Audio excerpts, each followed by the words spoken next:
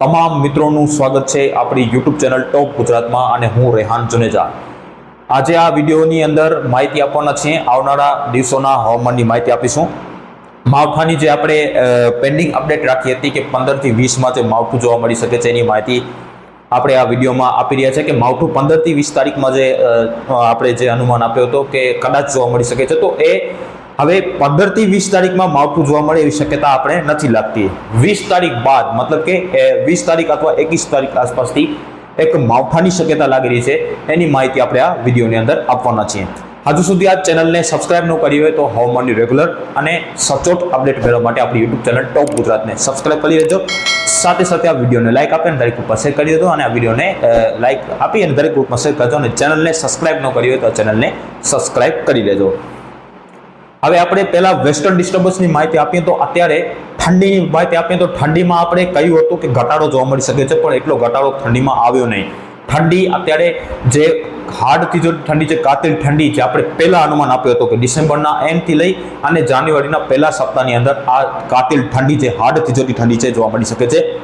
એ પ્રમાણે ઠંડી જોવા મળી, પણ આપણે જે 4-5 દિવસ પહેલા જે એક વિડીયો મૂકેલો હતો એમાં તમને એવું કીધું હતું કે ઠંડીમાં થોડીક રાહત મળશે અને તાપમાનની અંદર થોડોક વધારો જોવા મળી શકે। તો ઠંડીમાં કોઈ જાતની રાહત મળી નથી।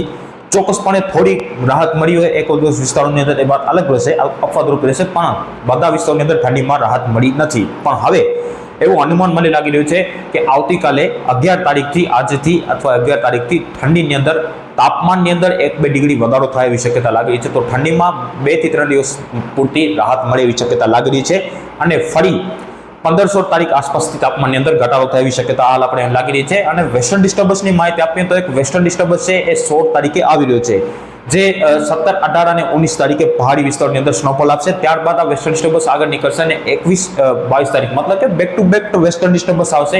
અને જે 21-22 તારીખ વાળો જે વેસ્ટર્ન ડિસ્ટર્બન્સ આવી રહ્યો છે એ ખૂબ મજબૂત વેસ્ટર્ન ડિસ્ટર્બન્સ છે। અત્યારની સ્થિતિ પ્રમાણે લાગી રહ્યું છે ખૂબ મજબૂત વેસ્ટર્ન ડિસ્ટર્બન્સ છે અને આના કારણે ટ્રપ લંબાશે અને રાજસ્થાનથી લઈ અને ગુજરાતના ભાગો છે ત્યાં સુધી માવઠાની અસર જોવા મળે એવી શક્યતા લાગી રહી છે। આ વેસ્ટર્ન ડિસ્ટર્બન્સ મજબૂત આવી રહ્યો છે, એ કદાચ 21 તારીખે પહાડી વિસ્તારની અંદર દસ્તક આપે એવી શક્યતા લાગી રહી છે। ઉત્તર ભારતની સાથે સાથે ઉત્તર પશ્ચિમ ભારતના તમામ રાજ્યોની અંદર આ વરસાદ છે જોવા મળી શકે છે, માવઠારૂપી કમોસમી વરસાદ છે જોવા મળી શકે છે। અને ઉત્તર ભારતના અમુક વિસ્તારોની અંદર કદાચ વરસાદ છે ઘાતક પર માની શકે છે, મતલબ કે જે બરફ પણ મતલબ કે કરા પણ ક્યાંક જોવા મળે એવી શક્યતા હાલ આપણે લાગી રહી છે। કરા સાથે વરસાદ અમુક વિસ્તારોની અંદર જોવા મળી શકે છે એવી શક્યતા મને લાગી રહી છે અમુક વિસ્તારોની અંદર। અને પહાડી વિસ્તારની અંદર આ વર્ષનું સૌથી મોટું મજબૂત સૌથી વિશાળ WD મતલબ કે જે પહાડી વિસ્તારની અંદર જે આ વર્ષે અત્યાર સુધી ન આવ્યું એવું સૌથી વિશાળ કહાય મજબૂત WD પહાડી વિસ્તારની અંદર આવી શકે છે। અને એના કારણે આ આગળ નીકળ્યા બાદ જો તાપમાનની અંદર ઘટાડો આવશે ત્યારે તમે જોજો કે કેટલી ઠંડી જોવા મળી શકે છે। એ લગભગ તારીખ થઈ ગઈ હશે 23-24 તારીખ આસપાસથી એક વેસ્ટર્ન ડિસ્ટર્બન્સ ફરી આવી રહ્યું છે, મતલબ કે back to back western disturbance છે અને પહાડી વિસ્તારની અંદર સ્નોફોલ આપશે। એટલે જાન્યુઆરી મહિનો છે એમાં હાડથી જોતી કાતિલ ઠંડી છે જોવા મળી શકે છે, એમાં કોઈ જાતની રાહત મળે વધુ રાહત મળે એવી શક્યતા નથી લાગતી। વધઘટ સાથે ઠંડી છે જાન્યુઆરી મહિનામાં કન્ટિન્યુ જોવા મળે એવી શક્યતા મને લાગી રહી છે।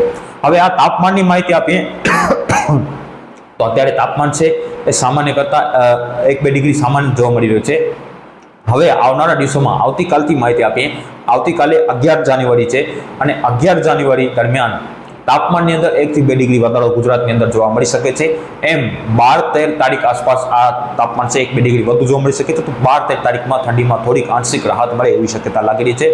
જ્યારે 14 તારીખ સુધી રાહત રહેશે અને 15-16 તારીખ આસપાસથી ફરી તાપમાનની અંદર ઘટાડો થોડોક જોવા મળી શકે એવી શક્યતા હાલ આપણે માની રહ્યા છે। અને આ વેસ્ટર્ન ડિસ્ટર્બન્સ આગળ નીકળ્યા બાદ 25-26 તારીખ આસપાસથી મતલબ કે જે જાન્યુઆરીના એન્ડથી ફરી એક કાતિલ ઠંડીનો રાઉન્ડ મતલબ કે હાર્ડથી જે ઠંડી છે એ જાન્યુઆરીના એન્ડની અંદર ફરી એક જોવા મળી શકે છે। વધઘટ સાથે ઠંડી તો ચાલુ જ રહેવાની છે, એમાં કોઈ જાતની શંકા નથી। વેસ્ટર્ન ડિસ્ટર્બન્સ આવી શકે છે અને માવઠાની અપડેટ આપીએ તો માવઠાની અપડેટ આપણે આપીએ તો માવઠું જે છે અત્યારની સ્થિતિ પ્રમાણે 20-21 તારીખ આસપાસ જોવા મળી શકે છે અને એની સૌથી વધુ જે અસર છે એ કદાચ ઉત્તર ગુજરાત અને કચ્છના ભાગોની અંદર હાલ જોવા મળે એવી શક્યતા હાલ આપણે લાગી રહી છે। તો એ પ્રમાણે તૈયારી રાખવું।